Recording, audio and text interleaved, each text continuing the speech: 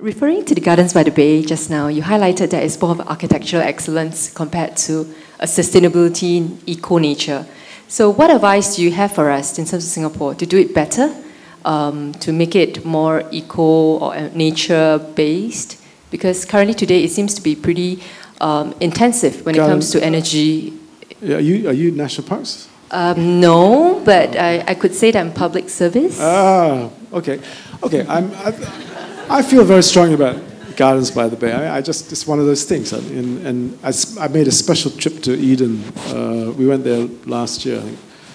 So have a look at what Eden, I heard about Eden, and I said, let's go there and have a look at it, because this is what Gardens on the Bay was benchmarked against or created from. And when I went to Eden, after going to Gardens by the Bay, I was so struck by two things. One is that it was so inexpensive to construct, and it actually had stories, lots of stories, which maybe Gardens by the Bay haven't started their stories yet. But normally when we design, we set the stories in right in the design stage. Gardens doesn't seem to be doing that. But there's lots of recycling stories, there's lots of food stories, there's lots of all sorts of stories from the Eden project. So that combination of the fact that it cost 230 million Singapore dollars versus 1.1 billion, if you believe what the government prints, struck me as saying, why did you spend so much money on this thing? And why did you create all these monstrous trees?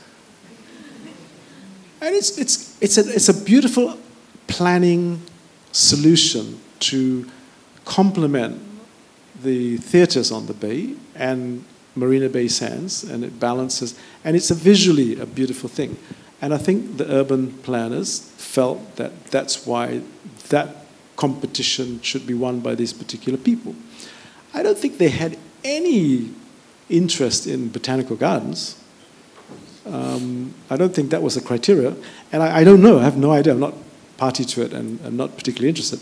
But it's like I think it was an architectural solution to something that was actually the and that's why it irks me even more, because it took so long for the cabinet to make that decision, and yet it seems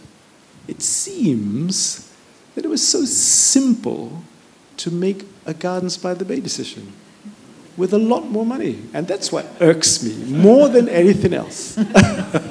That's why it's a bee in my bonnet. Yeah, so obviously passionate about it. But Bernard, now that it's been built, and now that money... You can always blow it up.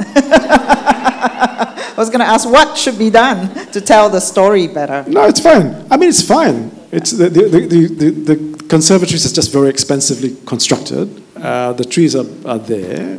I think Jiki's having big time keeping the vegetation alive. Jiki's one of the main contractors who we know very well.